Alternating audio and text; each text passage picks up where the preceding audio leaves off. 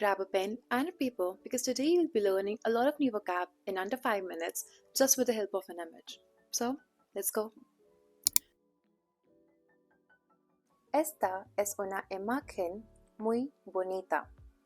Esta es una imagen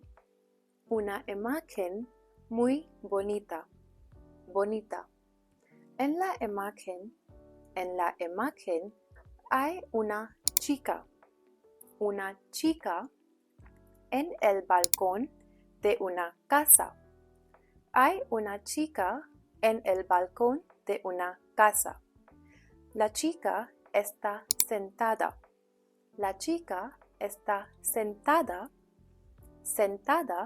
como yo. Estoy sentada. La chica está sentada en una silla. Esto es una silla. Una silla. Está dibujando en un cuaderno. Ella está dibujando en un cuaderno. Un cuaderno. Ella está dibujando en un cuaderno. Lleva un vestido azul, una camiseta blanca y zapatos marrones. Lleva un vestido azul, una camiseta blanca y zapatos marrones. En el balcón hay muchas plantas verdes. En el balcón hay muchas plantas verdes. La puerta del balcón es de cristal. Esto es cristal. Es de cristal y madera azul. Es de cristal y madera azul.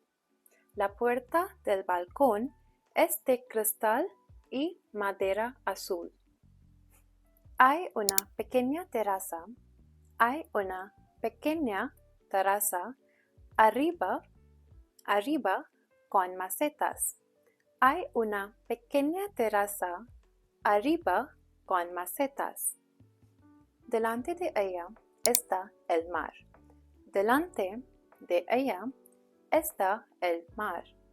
Hay un barco blanco. Hay un barco blanco en el mar. El cielo está azul.